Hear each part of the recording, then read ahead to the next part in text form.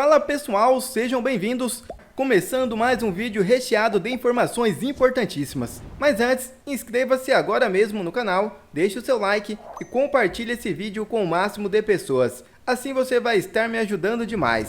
Giro na tela e notícias a seguir.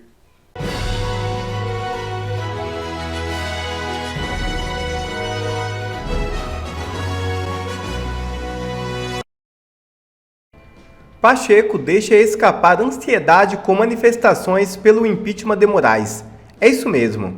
O presidente do Senado, Rodrigo Pacheco, comentou sobre as manifestações previstas para o dia 7 de setembro na Avenida Paulista, que pedem o impeachment do ministro Alexandre de Moraes do Supremo Tribunal Federal. Embora tenha destacado que não cederá a pressões para abrir o processo de impeachment, Pacheco deixou escapar sua ansiedade ao admitir que as manifestações podem influenciá-lo, utilizando o termo sensibilizar ao falar sobre protestos marcados para o Dia da Independência. O que for para sensibilizar vai ser muito bem-vindo. Não adianta querer me pressionar, porque na base da pressão não vai em lugar nenhum, declarou Rodrigo Pacheco. E Malafaia faz alerta: não há quem suporte a pressão do povo. Pastor falou sobre a necessidade de tomar as ruas pelo impeachment de Alexandre de Moraes. O pastor Silas Malafaia usou suas redes sociais nesta terça-feira para fazer um alerta a todos os brasileiros sobre o momento que o Brasil atravessa do ponto de vista de violação das leis, da Constituição, do devido processo legal e sobre o cerceamento às liberdades. O líder religioso relembrou fundamentos tratados na Constituição como um Estado democrático de direito e que, segundo ele, sofrem as maiores violações nesses últimos 2 anos. Abre aspas. Sabe o que nós estamos assistindo? Donas de casa pegando 15 anos de cadeia, sem devido processo legal. Tratadas como subversivas, terroristas e golpistas. Gente presa, inocente, que morre na cadeia, que tinha que receber tratamento médico. Gente que por suspeita passa 6 meses, 1 ano na cadeia. E você acha que isso é normal? E você acha que não tem problema? O que nós queremos para nossa nação? Questionou o pastor. O líder religioso continuou. É uma manifestação aqui, é outra ali, para pressionar. Porque, minha gente, não tem Rodrigo Pacheco, não tem Congresso Nacional, Supremo Tribunal, Poder Executivo que suporte a pressão legal e pacífica de um povo. Folha lança editorial impactante e detona Alexandre de Moraes. É isso mesmo. O jornal Folha de São Paulo parece realmente ter mudado de discurso sobre o judiciário brasileiro. Em editorial impactante, a Folha não perdoou o ministro do STF, Alexandre de Moraes. Veja o vídeo. Acaba de ser publicado na Folha de São Paulo mais um artigo sobre o ministro Alexandre de Moraes. Ele diz o seguinte: o inquérito aberto pelo ministro Alexandre de Moraes sobre o vazamento das mensagens trocadas entre seus auxiliares se soma a outras investigações conduzidas pelo ministro que tratam de assuntos relacionados a ele próprio. Ao abrir esse inquérito de ofício, olha, quase li de orifício, Moraes relacionou o vazamento e a publicação das comunicações informais feitas entre seu gabinete no STF e no TSE a uma organização criminosa que teria o objetivo de desestabilizar e fechar a corte e conseguir o retorno à ditadura. Quando foi aberto, o inquérito das fake news dizia que tinha como intenção investigar a existência de notícias falsas, denunciações caluniosas, ameaças e roubos de publicação sem os devidos direitos autorais, mas acabou servindo para os seus fins de perseguição. Aliás, esse ponto aqui é interessante, pessoal, de trazer, porque como ele falava quando ele abriu o inquérito das fake news, e repito, ele abriu esse inquérito sem poder abrir. Não há oportunidade legal no Brasil para que ele tivesse aberto esse inquérito. Isso tem que se deixar claro. Segundo, a justificativa dele foi evitar notícia falsa e denunciação caluniosa. O que é isso? Manchar a reputação de outros com notícias falsas. E o que fez Alexandre de Moraes? Ou, no mínimo, o seu juiz auxiliar, o desembargador paulista, que mancha a imagem do Tribunal de Justiça do Estado de São Paulo, o senhor Ayrton Vieira, o que fez o Ayrton Vieira junto com o Alexandre de Moraes, senão uma denunciação caluniosa contra a Revista Oeste. Porque, mesmo sabendo que não existia nada na Revista Oeste, além de conteúdo jornalístico, este senhor, Ayrton Vieira, amando do ministro Alexandre de Voldemort, desuse a sua criatividade. Não tem crime, mas vamos incriminá-los. Isso é crime. Então, se existe uma organização criminosa para praticar essas condutas que ele dizia na abertura desse inquérito que ele nunca poderia ter aberto, essa organização criminosa é o próprio gabinete do ministro. Os assessores de Moraes, segundo as mensagens, sabiam do risco dessa informalidade, como a gente viu ao longo dessas 2 semanas, porque hoje completam 2 semanas da primeira matéria da Vaza Toga. Essa Vaza Toga, que não levou a lugar nenhum, está sendo tratada com desdém no STF. Com desdém. Dizem que as denúncias são genéricas. E quem falou de denúncia genérica, no caso, foi o ministro Barroso, foi isso que ele disse? Vamos ver se foi o Barroso para não falar besteira. Não, vamos para lá. O Barroso diz que foi tudo institucional. A manutenção de Moraes como relator do inquérito sobre as mensagens dos seus assessores levanta questionamentos aos especialistas. É claro, é algo absurdo pensar num inquérito como esse. Aliás, Barroso negou sob argumento de que os pedidos feitos eram genéricos, subjetivos e sem base jurídica. Desculpe, ministro Barroso, se Vossa Excelência diz que tudo que emergiu, toda essa podridão, toda essa merda que está flotando no mar do judiciário brasileiro é genérico, subjetivo e sem base jurídica, eu sou obrigado a dizer que Vossa Excelência é o ministro do Supremo genérico, sem base jurídica e subjetivo. Eu sou obrigado a reconhecer que são os ministros que estão lotando, que estão ocupando como o MST ocupa terras, invadindo o Supremo Tribunal Federal. São vossas excelências, se é que se pode dizer que são excelências, que são genéricos, ilegais e subjetivos. Agora, e agora? Quem poderá nos defender? Quem poderá nos defender?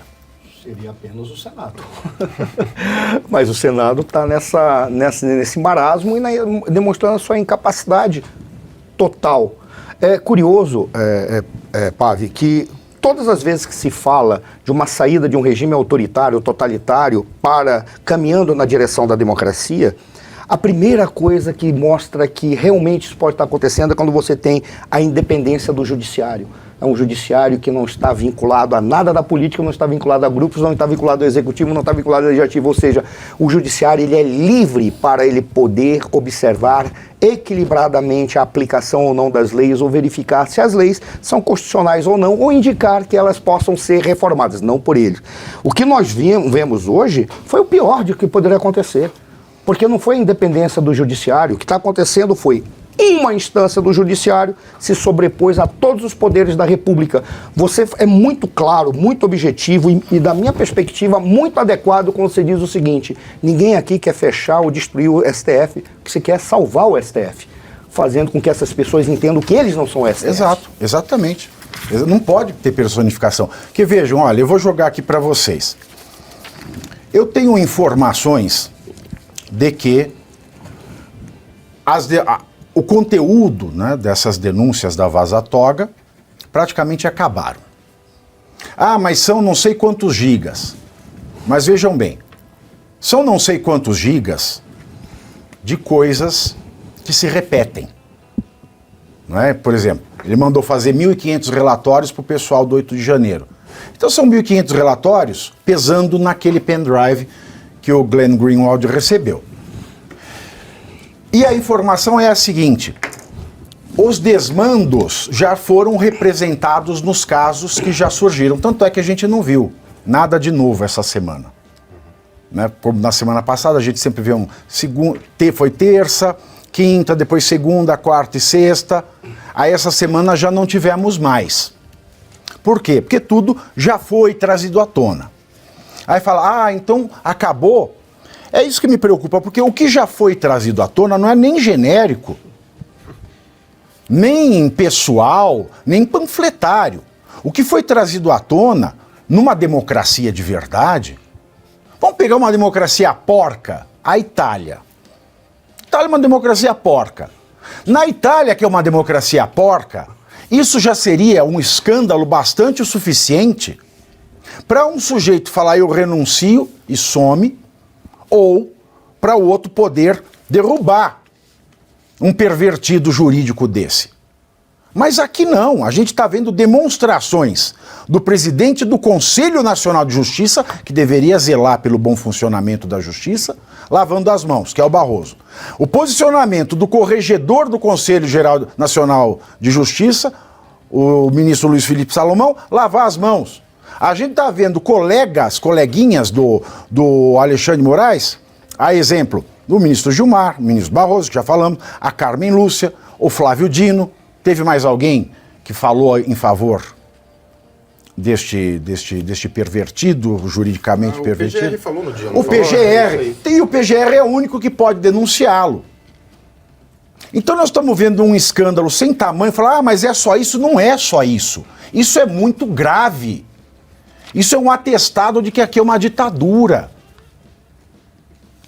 E me dá uma sensação, de que nada vai ser feito. Ô, Pavinato, a impressão que eu tenho é que o ministro Alexandre de Moraes percebeu a fraqueza dos pares dele e ele assumiu a frente do STF. Ele hoje se coloca como um porta-voz do Supremo. E quando ele fala que querem fechar o Supremo, é porque ele se acha tão grande Não é nem porta-voz, é encarnação. Pois é, ele acha que qualquer denúncia contra ele é contra o Supremo. Não é contra o Supremo, é contra ele. E ele não é o Supremo, ele não está acima do Supremo. Então, o dia que ele entender isso, ele vai ter o tamanho que ele tem. Ele é apenas um ministro dentre 11 ministros. Luiz, eu acho que é até intencional e estratégico dele. Sem dúvida. Não é só porque tem um dado subjetivo dele ter se iludido com a sua função. Estrategicamente, ele percebeu, o que você falou é maravilhoso, ele viu a fragilidade de todos. Eu acho que ele percebeu que ninguém queria ocupar os vácuos e os erros que há no próprio regimento, ou o que quer que seja, para permitir que alguém se autotitule. Então ele viu, eu sou o macho alfa. E o macho alfa conduz o processo. Agora, ele sabe que existe ali, que todos têm alguma coisa que pode ser jogada contra eles. Então ele está simplesmente jogando, é o STF. Porque se eu caio, todos aqui podem cair. Então é máfia. Isso é descrição de máfia. Mas você pode ter certeza, se um dia o Alexandre de Moraes cair, ele não cai sozinho. Isso você pode ter certeza. Então os quatro de imediato. Até porque nesse argumento que ele falou que seriam notícias falsas, né, um grupo para fazer notícias falsas, usa esse termo equivocado que não existe, milícia digital, né? O que é uma milícia digital? Qual notícia falsa podia ser pior que a verdadeira? Agora, notícia falsa, por que ele não se coloca no inquérito das fake news? Porque a Globo não fez aquela animação sem informação de ninguém. Quem é que promoveu notícia falsa? Foi ele. O esgoto da notícia é o próprio Alexandre de Moraes. Como ele se chama de a democracia, o Supremo, eles acreditaram e validaram. Só se for o Supremo imundo, o Supremo esgoto do Judiciário. Sabe quem ele me lembra? Eu lembro que quando o Eduardo Cunha foi para o Conselho de Ética, eu estava a uma distância assim de 6 metros dele.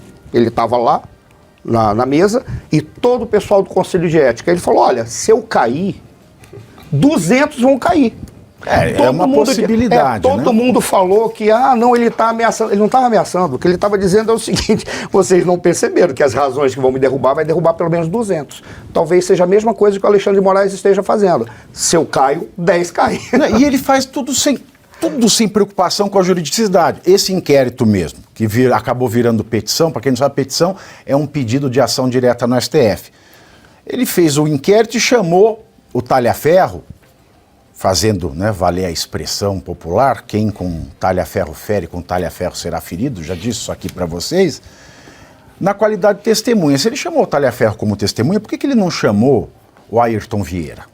Por que ele não chamou o Marco Antônio Vargas? Por que ele não chamou o segurança pessoal? Por que ele não se chamou a si próprio como testemunha? Para ver que isso não é nada mais, nada menos do que perseguição. Isso é perseguição e nada mais do que perseguição. Você quer fazer alguma colocação, Geisiane? O que a gente está vendo é um ministro que cria relatórios enviesados para derrubar um determinado lado político por meio da máquina pública, e isso está sendo completamente ignorado pela imprensa, completamente ignorado pela opinião pública, completamente ignorado pelo Congresso, aparentemente, uma vez que a gente vê aí o silêncio vindo dessas pessoas, né? O Senado principalmente, mais uma vez eu cobro, onde está o Senado? Então a gente vê um silêncio vindo dessa pessoa. Já que você falou do Senado...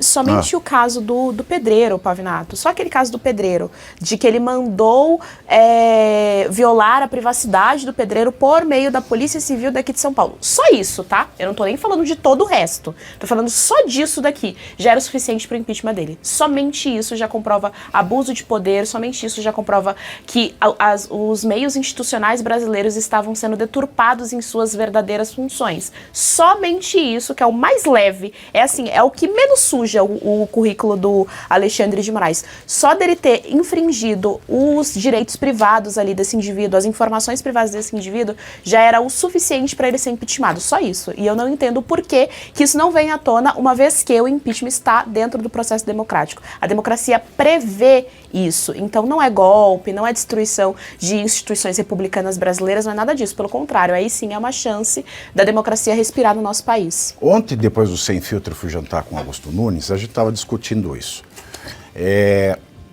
O Pacheco, ontem a gente discutiu essa notícia, ele falou que ele não aceita ser pressionado, ele queria ser sensibilizado. O senador Girão, né, está fazendo aquele movimento de colher assinaturas para protocolar no dia 9, que eu acho tarde, mas tudo bem. E queria um número maior de assinaturas justamente para tentar sensibilizar o Pacheco, como se o Pacheco fosse o responsável por ler o processo de impeachment. Sabe o que eu não aceito, Geisiane? É uma coisa que eu falo aqui todas as vezes. Todas as vezes. Nós temos 81 senadores de esquerda. 81. Por quê? De esquerda não. Não vou dizer de esquerda. Vamos acabar com isso. Nós temos 81 senadores que não sabem ler. Porque isso não é ser de direita ou esquerda, é não saber ler. E a maioria dos jornalistas não sabem isso. Não sabem. Já vi isso com colegas daqui, do Jornal Globo, do Estadão, da Folha. Eles replicam um argumento falso, uma fake news, que é o Pacheco é que tem que aceitar a denúncia de impeachment. Não tem! Essa confusão maldosa que fazem é para confundir com o processo de impeachment de presidente da República. Lá na Câmara dos Deputados, o artigo 218 do Regimento Interno da Câmara diz que o presidente avalia se tem cabimento ou não fazer a leitura. No Senado isso não acontece. O Pacheco não tem poder de nada num processo de impeachment do STF. Aí eu me pergunto, 81 senadores não sabem ler? Não sabem. O resumo aqui para vocês. Em 1950 teve a lei que estabelece os crimes de responsabilidade e o rito processual do impeachment, a Lei 1079. Em 88 entrou a Constituição. Ela reafirmou a competência do Senado para processar e julgar os crimes de responsabilidade de ministro do Supremo. Aí é que é o mais interessante, porque eu fui fazer uma pesquisa mais robusta do que eu já tinha. Em 2016 teve o julgamento no STF, a ação de descumprimento de preceito fundamental 378. Nessa ação o STF ele diz o seguinte, ele reconhece que a lei de 1950 foi parcialmente recepcionada pela Constituição. Os artigos que não foram recepcionados não tem nada a ver com o trâmite do impeachment de ministro supremo no Senado. Então tudo que está naquela lei vale. E aí ele também dispõe o seguinte, na ausência de regra específica acerca das etapas do processo, do rito do impeachment, vale o que está na lei de 50, na lei 1079 de 1950. A instauração do processo pelo Senado se dá por deliberação da maioria, a partir de parecer elaborado por comissão especial. Enquanto a instauração na Câmara dá pelo presidente, que faz o juízo de admissibilidade, no Senado tem que ser votado pelos 81. É por isso que protocolou, tem que ler na próxima sessão, instaurar uma comissão para fazer um parecer e votar em 10 dias. É a maioria que faz o juízo de admissibilidade. A instauração da comissão especial é feita automaticamente? Automaticamente. Perfeito. Automaticamente. Não pode. Diz aí dessa decisão do STF de 2016. Não pode a mesa do Senado rejeitar sumariamente a denúncia. Não pode. Não pode, em hipótese alguma. 4. Todas as votações são abertas. Nominais. Não tem como ter votação secreta. No silêncio da Constituição, da Lei 1079 e do regimento interno, não é admissível que o presidente altere o rito por analogia. Então o presidente do Senado não pode alterar o rito por analogia com o regimento interno da Câmara. E por fim, o preceito constitucional não fala em analisar a instauração ou recebimento de uma denúncia, mas sim em processar. Ou seja, o Senado ele processa e julga. Então não tem essa do presidente da casa fazer o juízo de admissibilidade. Então, em resumo, o regimento interno do Senado não dá à presidência do Senado o poder de realizar privativamente, sem prazo, como na Câmara, o juízo de admissibilidade do pedido. O Senado não pode aplicar um procedimento do regimento interno da Câmara, em analogia. O próprio regimento interno do Senado, é isso que é o mais interessante, ele repete os dispositivos da Lei 1079, ou seja, protocolou a denúncia, ela tem que ser lida na próxima sessão, a instauração da comissão para análise tem que ser automática e essa comissão tem que entregar um parecer em 10 dias para ser votada nominalmente, abertamente pelos 81 membros. Nenhum senador sabe disso, desculpa me alongar, mas hoje eu fiz o ponto a ponto aqui para não trazer nada de errado. Foi maravilhoso. Existe uma previsão no caso de obstrução por parte do presidente do Senado para que ele perca o cargo de presidente, perca a presidência? Não. Então, no caso, por exemplo, se porventura ele obstruir, como é que se faz para impedir o próprio presidente do Senado? Existe um preenchimento dessa lacuna? Pois não tem. Olha, no limite, a ironia seria recorrer ao Supremo. Não, né? o Não é correto, isso? assim, o único instrumento que tem é o seguinte, quando tem algo que deve acontecer e não acontece, quem protocolou pode recorrer para o plenário.